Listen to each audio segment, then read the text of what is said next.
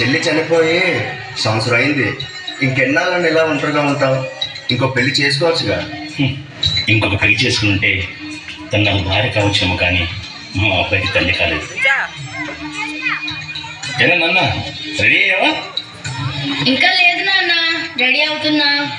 నాన్న, నువ్వు మంచిగా చదువుకొని చాలా గొప్పవాడు అయిన తర్వాత నన్ను బాగా చూసుకుంటావా నాన్న? నేను పెద్ద అయ్యాక బాగా సంపాదించి నిన్ను రాజులా చూసుకుంటా నాన్న.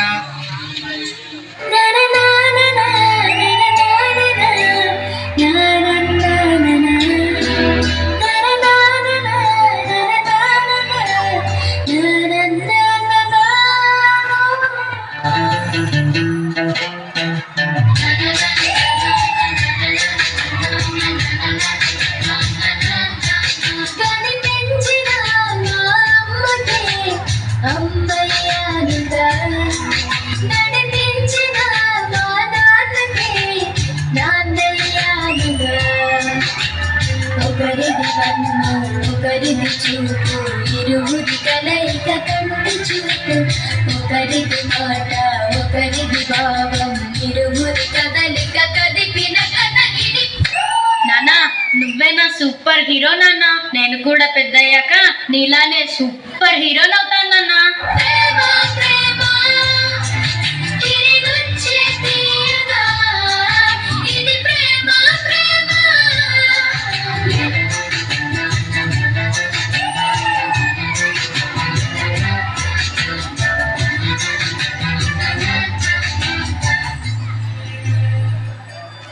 కొన్ని సంవత్సరాల తర్వాత, ప్రియా, ఐ లవ్ యూ.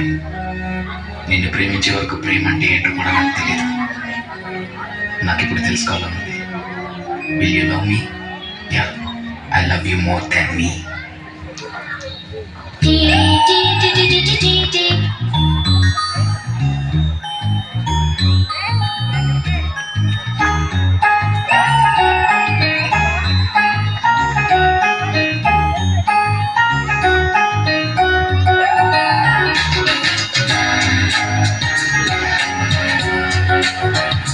కనులను తాకే ఒకలా చూపే నిలా నన్నే మార్చెనా నువ్వయ్యేలా. ఓ మనసును లాగే మాయలా వేసే ఓవలా నీ నవ్వులే నేడిలా. ఓ ఆయి నీలో ఉన్న నీలోనే ఉన్న నీ ప్రేమే నే కోరుతున్నా. నీలో ఉన్న నీ తోడై ఉన్న నిన్నే ప్రేమించిన. ఓ కనులను తాకే ఒకలా. నానా, ఈ అమ్మాయి నేను ఒకరినొకరు ప్రేమించుకున్నాం. మీరు అవునన్నా కాదన్నా ఈ అమ్మాయిని పెళ్లి చేసుకుంటా. అయ్యో, ఏంటండి కన్న తండ్రితో అలానే నా మాట్లాడేది? మావయ్య గారు, మీ అబ్బాయి నేను ఒకరినొకరు ప్రేమించుకున్నాం. మిమ్మల్ని నా కన్న తండ్రిలా చూసుకుంటాను. అయ్యో తల్లి, వాడేదో తెలియకనిచ్చాడమ్మా. మీరు జీవితాంతం చల్లగా ఉంటే అదే నాకు చాలు.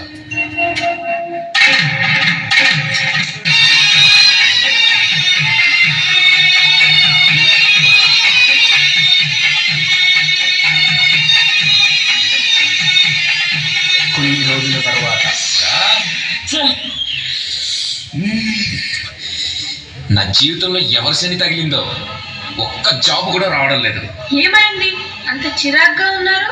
ఏమవుతుంది, ఎన్ని ఇంటర్వ్యూస్ అటెండ్ అయినా ఒక్క జాబ్ కూడా రావడం లేదు. జాబ్ చేయాల్సిన అవసరం మీకేంటి? ఇంత పెద్ద ఇల్లు పెట్టుకొని తాకట్టు పెట్టి డబ్బులు ఇవ్వమనండి. అప్పుడు మీరే సొంత బిజినెస్ పెట్టుకోవచ్చుగా.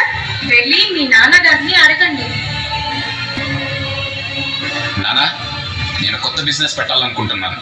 ఈ ఇల్లు తాకట్టు పెట్టి నాకు డబ్బులు ఇవ్వండి. తాతల కాలం నుంచి ఉన్న ఇల్లురా, ఎలా తాకట్టు పెట్టి ఉంటారు చెప్పు? తాతలు పోయారు, రేపో మాపో మీరు పోతారు.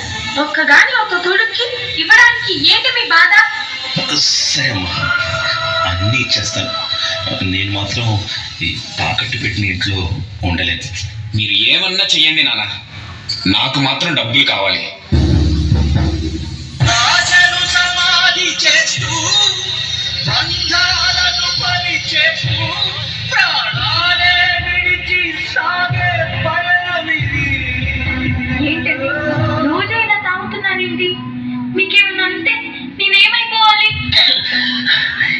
చేయమంట డబ్బంతా బిజినెస్ లో తగిలేశాను.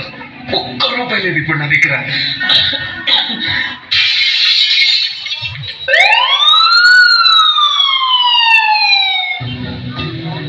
సారీ మేడం, మీ హస్బెండ్ ఎక్కువగా తాగడం వల్ల 2 కిడ్నీలు పాడైపోయాయి. ఎవరైనా కిడ్నీ దానం చేస్తే మాత్రం బ్రతికే ఛాన్సెస్ ఉన్నాయి. అయ్యో భగవంతుడా, నన్ను గొప్పగా చూసుకుంటాను, గొప్పవాడు అనుకున్నాను. ఏంటో ఇలా చూసావు? చాలా థ్యాంక్స్ డాక్టర్, నన్ను బ్రతికించినందుకు. థ్యాంక్స్ చెప్పాల్సింది నాకు కాదు, నీకు కిడ్నీ దానం చేసిన వాళ్ళకి. అతను ఎవరో కాదు, మీ నాన్నగారు. ఎక్కడ డాక్టర్? మా నాన్న, నేను వెంటనే ఆయన్ని చూడాలి. ఆయన కిడ్నీతో పాటు ప్రాణాలు కూడా వదిలేసి వెళ్ళిపోయారు.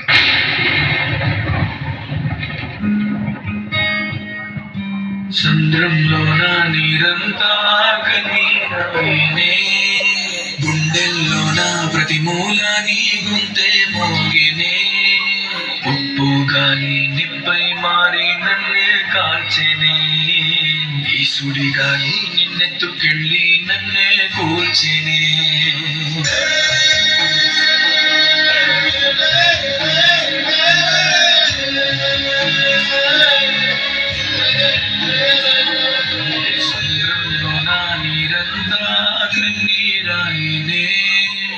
అమ్మయ్యా, ఒక దరిద్రం వదిలింది.